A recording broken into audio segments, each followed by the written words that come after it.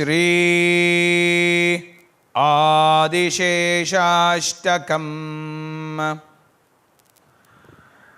Nityashanya Shri Pateryaha Adishesha iti Shrutaha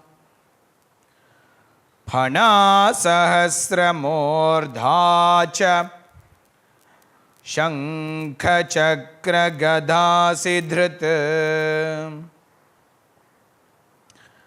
Hastais Chaturbhi Shri Kanta Nitya Kainkarya Dikshitaha Bhatu me Hridaye Nityan Nagarajo Mahadyutihi Jagajjanmasthitilayan Kurvan Shri Ramaya Saha Yasmin Shete Modamanaha Tasmai Sheshaya Om Namaha Pranan Saptagatin Yasto Sapta Prakaramathanot Shri Shamantapanirmane Tasmai Sheshaya Om Namaha Swaswami Seva Karane Apavarna Nivarakam Tatanayo Mahabhashyam Tasmai Sheshaya Om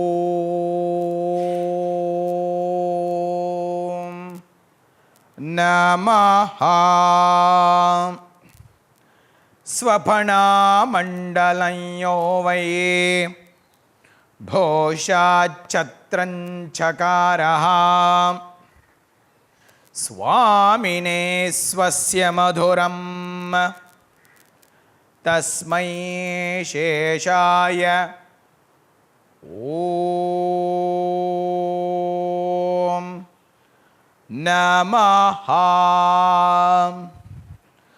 Adikinkarakutanam Pararadhanarupinam Adishesha iti khyataha Tasmai Sheshaya Om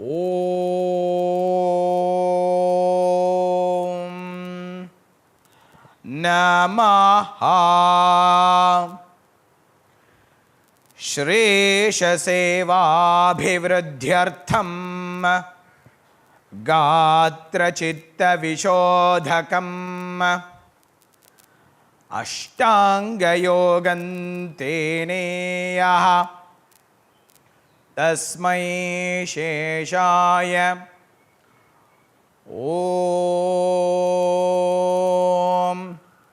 Namaha Svato Bhasvat Swarupasya Shesha Kainkarya Rupakam Chakre Phanamani Jyotihi Tasmai Sheshaya Om Namaha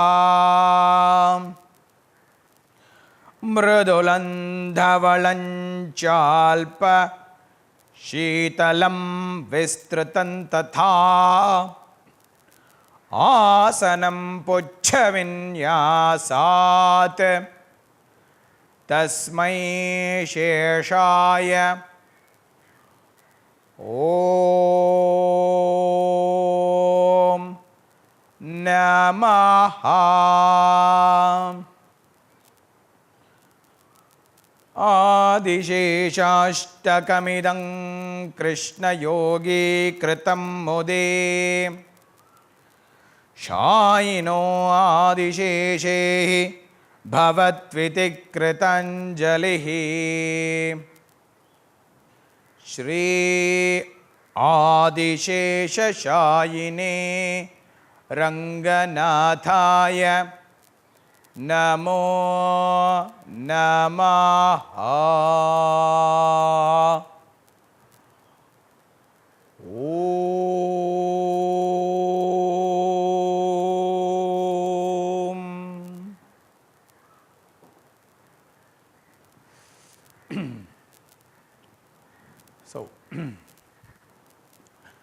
So greetings my friends. Last time we completed the sutra 122 and 121. We did it together. These are the extensions of the sutra, which is talking about Shraddha. Shraddha was started in the 20th sutra, and 21 and 22 are extensions of the Shraddha sutra.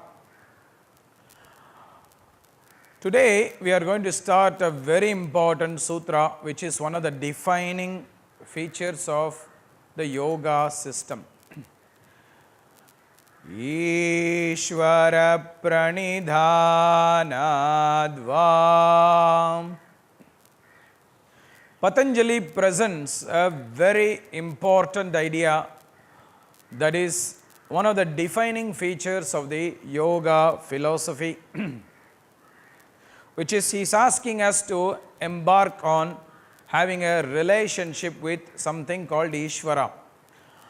Now, from this sutra onwards, 23 onwards, till about 39 in the first chapter, Patanjali is offering certain tools for practice of yoga so that we can reach the state of what is called samadhi. As we know, we have been following the first chapter now, which talks about how to reach this state called samadhi, and that is the goal of yoga. And Patanjali is giving us the process of how to do it, what we are going to go through. Now he is giving us certain means for reaching the state of samadhi.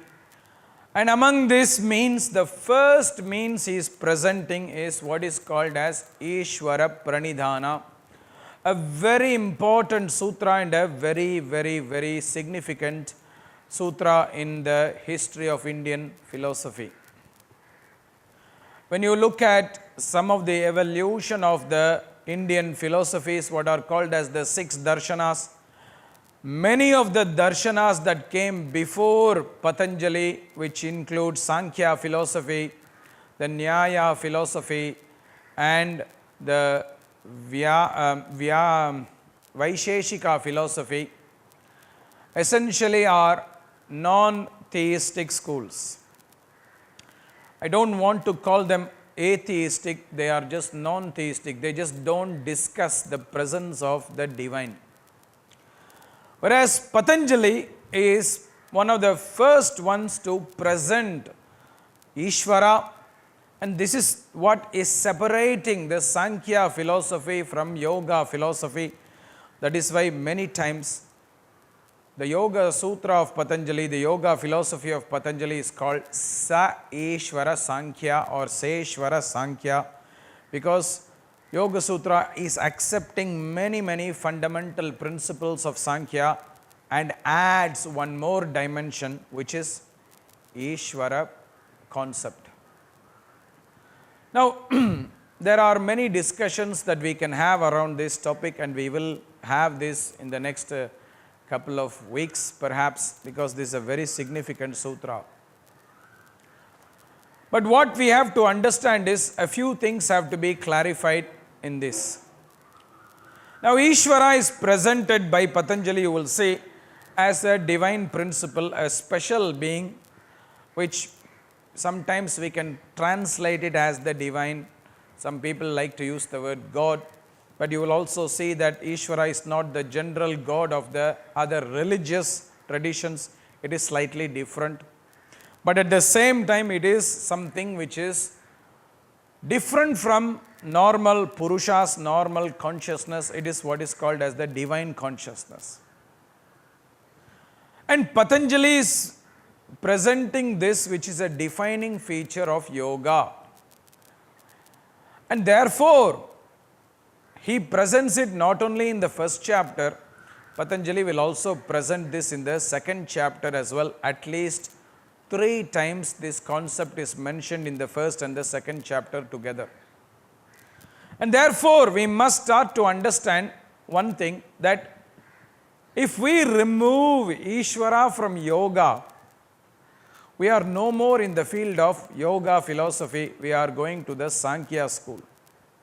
So if we remove Ishvara from the yoga philosophy, we are no more in the domain of yoga philosophy. So if we want to practice yoga, we have to accept the principle of Ishvara, at least in the manner in which Patanjali has presented. And if we reject that, then there is no more yoga philosophy, we are going somewhere else. This is very important because many times in the modern era, many people would like to remove the principle of Ishvara from yoga because it doesn't suit them, it is not convenient for them. Therefore, they say, okay, we will take what is convenient, reject what is not. And when we do that, we are basically essentially taking away some aspects which are very important elements of that philosophy, and that philosophy will no more work. Because of the presence or the definition of Ishvara presented in the way he will present, which we will see in the next few sutras, is also why Patanjali in the very beginning of the chapter also presents the 3 ways of pramana, 3 ways of establishing reality: pratyaksha, anumana and agama. Because Ishvara is a principle that cannot be established through pratyaksham and anumanam. Ishvara is not a principle that can be established through direct perception nor through experimental validation. You cannot measure consciousness through a machine, through an instrument, and therefore the definition of Ishvara falls beyond the boundaries of modern science. And that is why there is a gap between science and spirituality, because science is not able to measure consciousness, it's not able to put it in a box. But this presence of consciousness, Ishvara, is a very important principle in yoga philosophy at least. So this is something that we have to remember, that we have to accept the principle of Ishvara at least the way Patanjali presents it, in order to remain in the philosophy or practice of yoga. Luckily for us, Patanjali is presenting Ishvara in a very accessible way, not in a very strange way, so it is easy to accept such a role. This is one thing we have to keep in mind. Another thing which we have to keep in mind is that by defining this sutra, Isvara Pranidhanadva, Patanjali is also presenting essentially something that is clarifying a very big confusion that is present in modern times.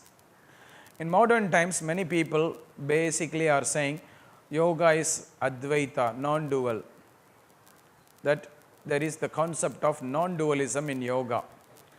But Patanjali's definition of the sutra, Ishwara Pranidhanadva, already rejects this idea that yoga cannot be non-dual, it has to be at least dualistic. Why? Because the sutra itself says one must surrender to Ishvara. The moment you have one must surrender to Ishvara, there is a subject, there is an object. There are at least 2 entities. There are not only one. So if I have to surrender to somebody, if I have to relate with somebody, there has to be at least 2 people. Suppose I have to say, I have to engage in a relationship with somebody, that means there are 2 people, there is not just one. So Ishwara Pranidhanadva, when Patanjali says we have to develop a relationship with Ishvara, it already means that there is at least 2 principles, there is not just one.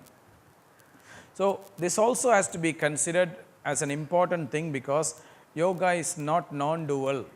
A lot of people nowadays are talking about non-dual yoga. This is actually a a misunderstanding, a misinterpretation of Patanjali's philosophy, which we have to understand in the right manner, because Patanjali will define all this very clearly in the next few sutras. This is a preamble. We have to remember all this before we start to understand what is called Ishvara Pranidhanadva by Patanjali, why he is presenting these sutras, what is the meaning of this sutra. And basically what Patanjali is saying through this Ishvara Pranidhana is that he says you have to have a very deep relationship with Ishvara. Ishvara Pranidhanadva. Ishvara is a very complicated Sanskrit word, but actually also a very simple word at the same time. It's complicated because it can have various levels of meanings, but at the same time it's very simple because it comes from the root that which has light, Aishwaryam. So, Ishvara is essentially a principle that has light. When you say light, light represents clarity, knowledge, wisdom, not knowledge which is based on information. From the point of view of yoga philosophy, Vedic philosophy, knowledge is not information. Many times we confuse that in today's times. We think if we have information, we have knowledge. What yoga system is presenting is knowledge is experiential knowledge, knowledge is wisdom. What do you do with that information? Okay, the temperature is 45 degrees in Chennai. This is information. But what is the knowledge about it? What are you going to do with that 45 degrees? What is going to be your response to that? That is what is wisdom. So, Ishvara is presented by Patanjali as a source of light or knowledge. He is presenting it as a source of knowledge. This is very important to remember, because in the yoga philosophy of Patanjali, Patanjali does not define Ishvara as the creator, as the destroyer, as the sustainer. This is the normal way many religions define God. God created this world. Patanjali does not say this. Patanjali does not also say God destroys everything in this world. Many religions define this, that God created this world and one day God will destroy this world and then he will start the creation once again. Essentially, there are three philosophical views that came from the Vedic culture or the Indian culture, I would like to say. What is called Chitta Tantras, what is called Vastu Tantras, and what is called Brahma Tantras. Chitta Tantras are the school of people, philosophical people, who say that everything is a creation of the mind. Mind is creating everything. Actually, you are not real. It's the mind that creates it. You are only an illusion. You are not real. Mind creates that reality and mind destroys that reality. This is what is called Chitta Tantras. Patanjali talks about this in the later chapters. Na cha eka chitta tantram ched vastu tad apramanakam tada kim syat. And Patanjali challenges this school, saying, okay, that school is wrong, because if you say mind is what is creating, suppose you don't see that, your mind is not perceiving that, does it mean it does not exist? I have never been to France, I have never seen the Eiffel Tower, but people say it is there, but I don't see it. So just because I don't see it, does it mean it does not exist? I don't know everybody in this world. Does it mean those people I don't know do not exist? I don't see all the little insects that are there in the air because my eyes do not see it. Does it mean that insects are not there? I don't hear many sounds. We don't hear all the sounds, like my dog can hear better sounds than me. So I don't hear the sounds that he hears. So because I don't hear that, I don't perceive that, does it mean that does not exist? Can you say it's only the creation of the mind? So Patanjali refuses this school. He says Chitta Tantra is not valid. This is Chitta Tantra. Essentially, there are certain schools of Buddhism follow this. The Advaitins follow this because the Advaitins say only divine is real, everything else is a creation of the mind, it's illusion, Maya, they say. This is one set of ideas, one school of philosophy called the Chitta Tantras. The next school is called Vastu Tantras, where yoga philosophy, Samkhya philosophy, etc. are part of. What the Vastu Tantras are saying is, objects are there. Nobody created it, nobody destroys it, objects are there. You will use it when you are needing that, and when you are not needing that anymore, it will be available for others to use it. Patanjali clarifies that he belongs to this school in the second chapter where he says, Kritartham pratinashtam api anashtam tad anya sadharanatvat. I am sitting on this chair to give a class to all of you. Now, this chair existed before I came. Somebody else was using it. There was another teacher before who was giving a class to you. She was using this chair. She finished its use. Now I am using it. I am going to use it now. I will finish using it. And then I will leave. Somebody else will use it. This is what is Vastu Tantra. Objects in this world are existing from before you. They will exist after you. They may change in form. From one form, they may become another form. But they were existing. Nobody created that. They were existing. And they exist to serve you. Once that need is fulfilled, they exist to serve the need of another. This is the school of Vastu Tantras. So Patanjali Samkhya and yoga philosophy and Samkhya philosophy mainly belong to that. They don't say God created this world, they created these objects. They don't say this. This is the school of Vastu Tantras. The Brahma Tantra, this is the school of Vedanta philosophy. This is the schools of religion. They are of the opinion that Brahma Tantra, everything was created by God. Everything is sustained by God. Everything will be destroyed by God at one point. So, the reason I am clarifying this is because the presentation of Ishwara, which you may call it God, in the yoga school is little different from the normal definition of God that is coming in Vedanta schools or religious schools. So, it is not the same God that Patanjali wants you to have a relationship with. Patanjali wants you to have a relationship with this divine entity Ishwara, who is this representation of knowledge, wisdom, clarity, lightness. That is the aspect of Ishwara, that is the defining feature of Ishwara that Patanjali wants you to focus on.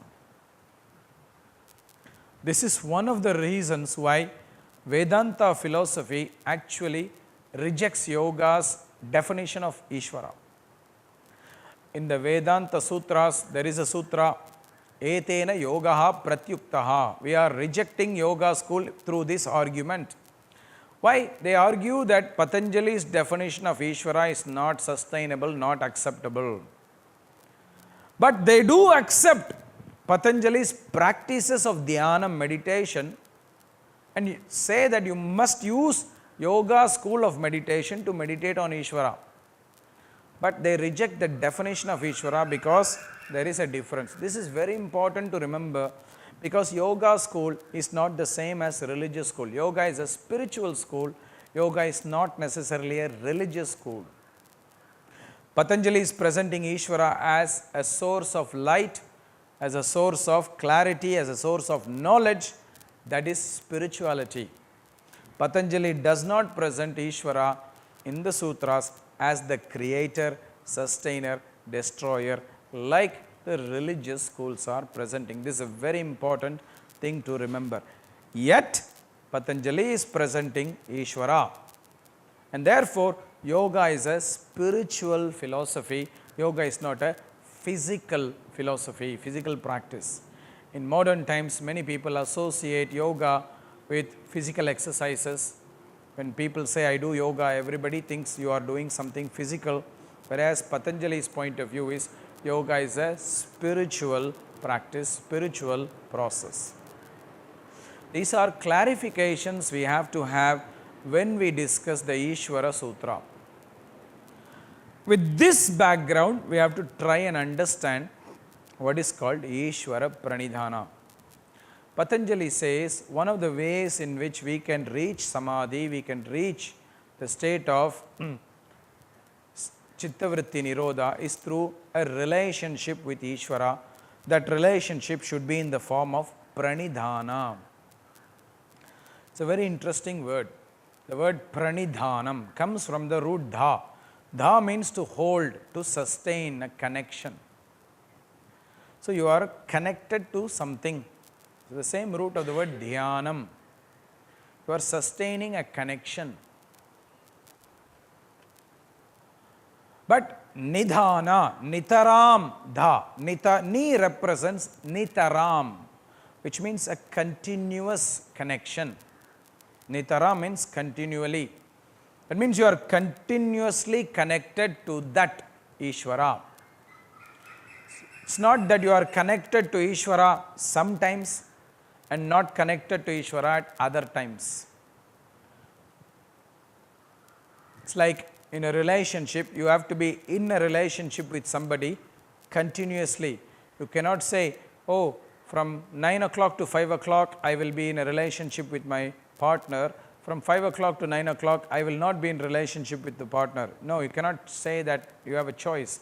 You have disconnection. It is a continuous connection. Pranidhana, the prefix prakarshena, with lightness. Doesn't mean you have to surrender because of heaviness, because you are forced to surrender. You surrender because you are relating, you are in this connection because you are feeling light. When you are in a relationship with a partner, for example, you have to feel lightness in that relationship. You must not feel heaviness. Through that relationship, you must not become heavy. You must feel light. Light and continuous. So that is what is the word pranidhanam. This is what is pranidhanam. There is other meanings for pranidhana, which is basically like surrender. They use the word surrender. It's a very strong word, but that is the meaning of surrender in this context. Surrender means a continuous connection, a connection that is there for a long term, a connection that makes you feel light to be in that relationship. So it could mean surrender, it could mean meditation. Pranidhana also means to be continuously in a state of meditation. So you are constantly connected, constantly meditating on Ishvara. So this is what is Ishvara Pranidhana. There are two parts, Ishvara and Pranidhana. This is what is Pranidhana. What is Ishvara? Ishvara will be defined slowly, but generally Ishvara is this divine entity, what is called as the collective consciousness, the knowledge. Acharya Krishnamacharya says Ishvara is Sarvajnani Sadajnani. Sarvajnani means Ishvara knows everything. All knowledge is the domain of Ishvara. Ishvara is not having selected knowledge. Some of us, we have selected knowledge. We know about some things, we don't know about some other things. But Ishvara has all the wisdom, not only selective. Sadajnani, also, always. Sometimes we know, sometimes we don't know. Ishvara is not sometimes knowing, sometimes not knowing. Ishvara knows all the time. So, Ishvara is that entity that represents a stable source of knowledge, stable source of wisdom. And therefore, we are asked to relate with this Ishwara who is representing this knowledge, this clarity. And this is also very, very important, because when we look at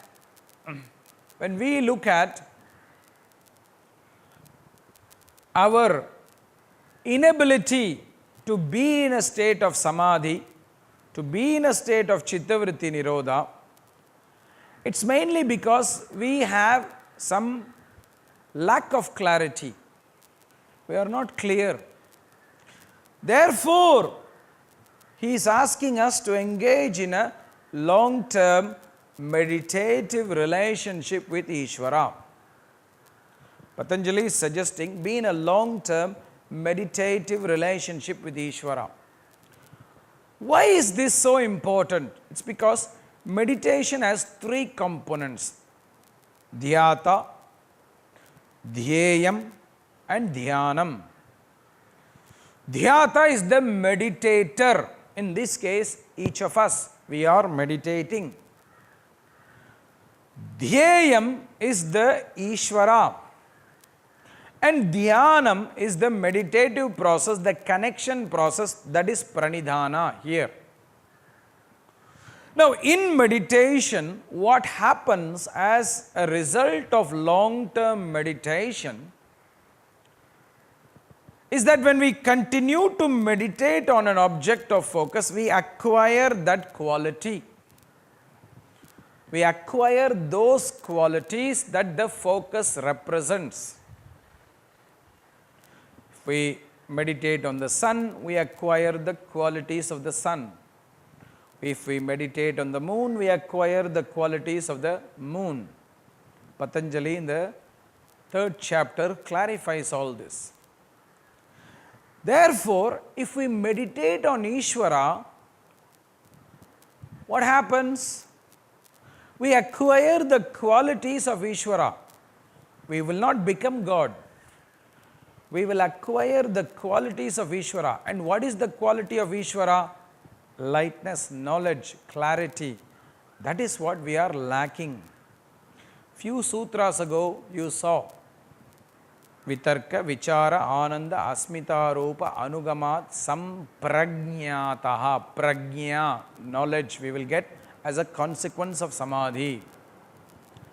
Shraddha, Virya, Smriti, Samadhi, Prajña, Purvaka, Itaresham, Prajña, clarity. 2 times the word Prajña is coming so close.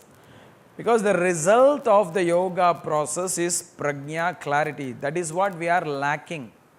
We are lacking clarity. That's why we are suffering. We are in dukkham because we are lacking clarity.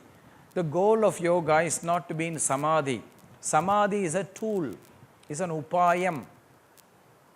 The 2nd chapter, Patanjali says there is Ashtanga yoga as a tool, of which samadhi is one of the tools. So, samadhi is not the goal. Samadhi may be the short-term goal, but samadhi leads to clarity. That's the ultimate thing we are searching for, clarity, because it's lack of clarity that is making us suffer. Therefore, Patanjali gives this as a means. When you meditate on Ishvara, when you are holding the focus of Ishvara, that quality of Ishvara you will get. That quality of Ishvara you will get. Many people ask in modern times, how can this happen when you are doing meditation? How can this happen? I always give a simple example and try to ask people to extend this. Sometimes when you are traveling and you stay in some hotel, sometimes in the hotel they have like a little coffee maker in the hotel. Now the coffee maker will be empty and cleaned by the staff every day, but it has been used to make coffee many times. Sometimes you just boil water in that, you see, you will still smell of coffee will be remaining. Why?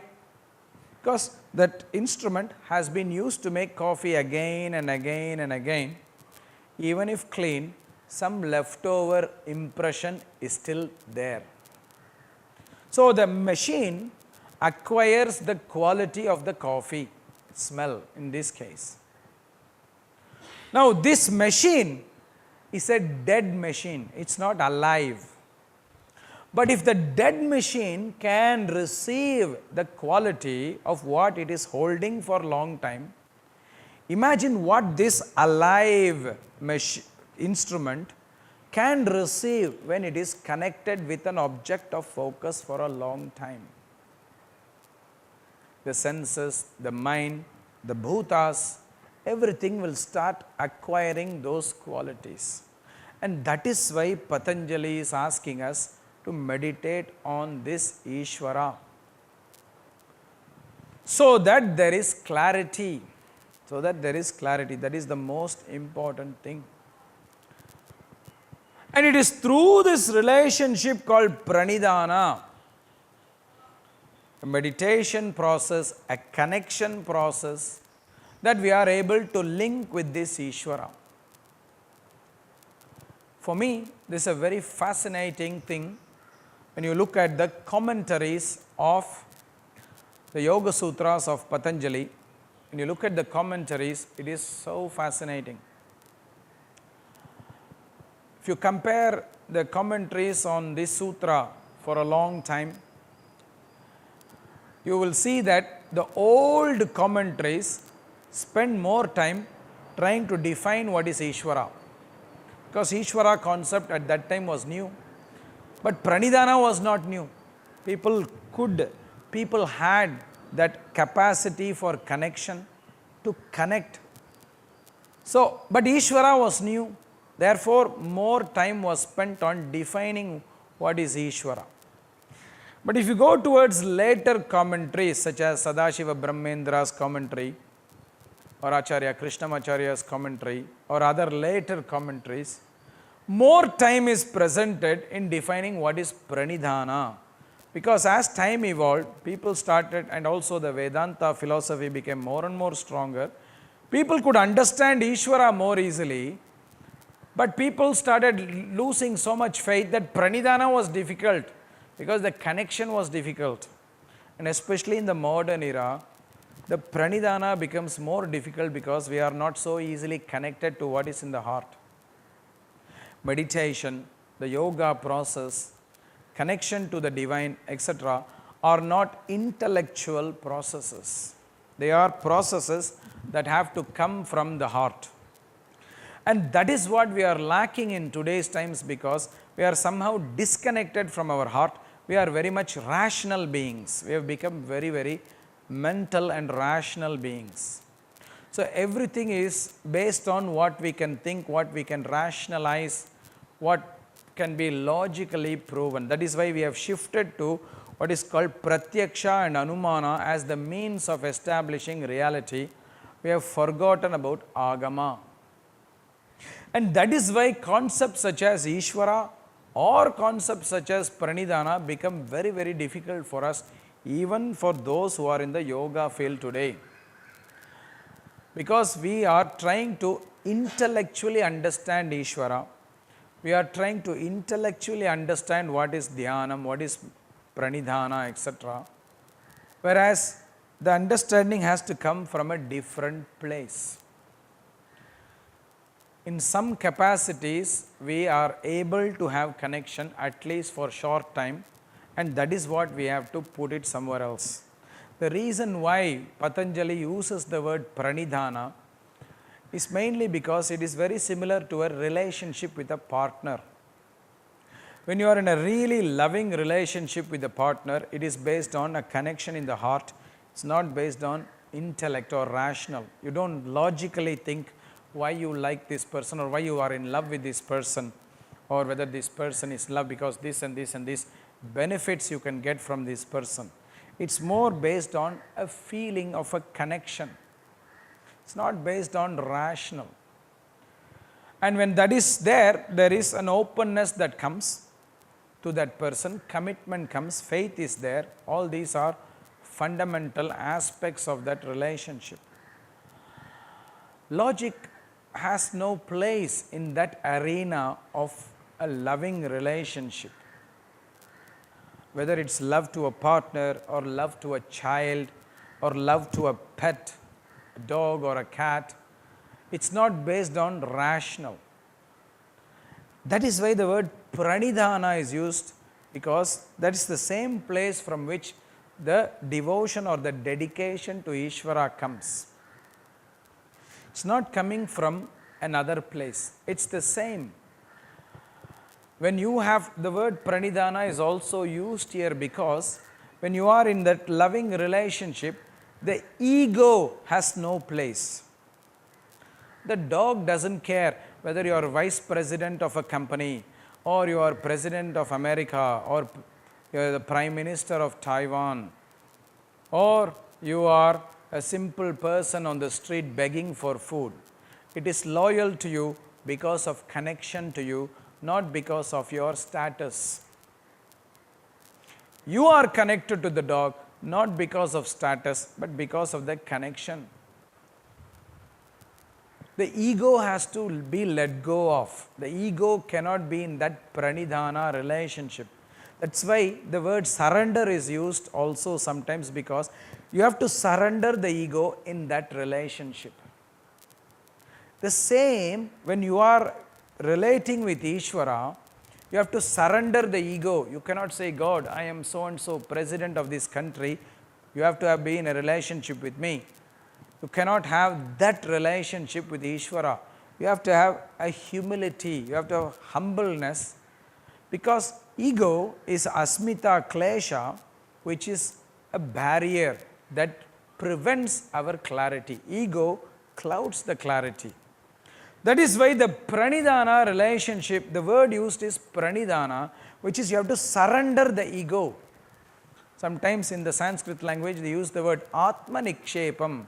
You are placing your ego down. You are forgetting about your status.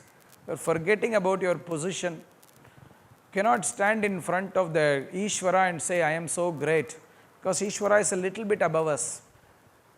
The same when you are relating with a partner, when you are relating with an animal, when you are relating with a child. Your child does not care who you are. It's only caring because of the connection you share. The same with an animal. So that is where the concept of pranidhana comes. That is where that is prakarshena, prakasha, lightness. Ego is heavy. You have to let go of the ego. When you remove the burden of ego, you become lighter. Ego is heavy. That is the word pranidhana. So that is what is the idea of Ishwara Pranidhana, and Patanjali says Ishwara Pranidhana is one of the ways through which you can relate to the divine, and it is one of the ways towards samadhi. This is clarified by the word va. Va means or. Patanjali does not compel you to have a relationship with Ishvara. He says it's one of the ways. But Patanjali is very smart, because va also means eva, only. It can be the only way or it can be the choice, depending on the nature of the receiver. This is what is remarkable about Patanjali. He does not impose any view. He says, if you want, it can be the only way and it's enough. But if you cannot accept this way, don't worry, there are other ways as well. There are other ways. That's why he chooses this idea of Ishwara Pranidhanat va. Va could be or, va could be eva only. It's a very interesting grammatical verb, va. So Patanjali is offering this as one of the ways towards reaching the state of samadhi. In the later sutras, Patanjali will go on to clarify the exact definition of who is Ishvara and how to relate with Ishvara. All this will be clarified in the next sutras, which we will explore in the next weeks. Until then, please meditate on this aspect of Ishvara as a source of light and clarity. This is very, very important, and that is why in many philosophies, which are even including the religious philosophies, they are always talking about lightness as the one of the attributes of the divine. That is why even some religious texts start with saying, let there be light. Thank you.